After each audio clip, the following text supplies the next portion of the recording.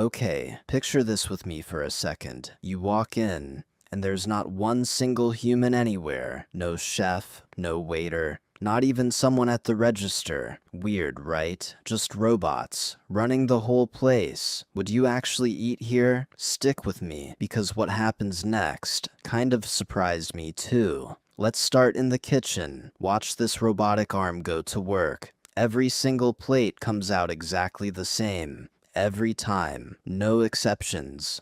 No bad days. No burnt orders. This thing literally cannot have an off shift. And this isn't sci-fi. Companies are already using robots like this today. Consistency, that's the robot's real superpower. But here's the catch. Consistency isn't the same thing as creativity. It can follow grandma's recipe perfectly. It just can't come up with grandma's recipe. Now, let's head to the dining room, where a robot waiter is working the floor. It never forgets an order, never mixes up a table, ever. Sounds like the dream, doesn't it? But just wait. Here's a woman celebrating her birthday by herself. All she really wanted was for someone to notice, to smile at her. And the robot?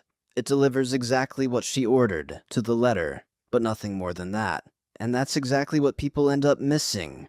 It was never about the food. It's the being noticed part. Now, if you're the business owner, this is basically a dream. No wages to pay, no sick days, nobody quitting on you. This place could run 24/7 without a single labor cost. But here's what no spreadsheet will ever tell you. Your staff was never just labor. They were the connection, the inside joke with your bartender, the face that remembers you. Replace all of that, and you're not saving money. You're cutting the connection.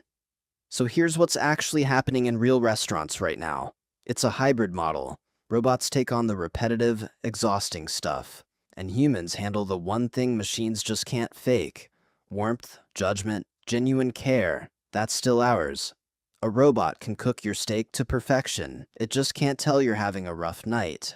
It still can't lean in and just ask, "Hey, are you okay?"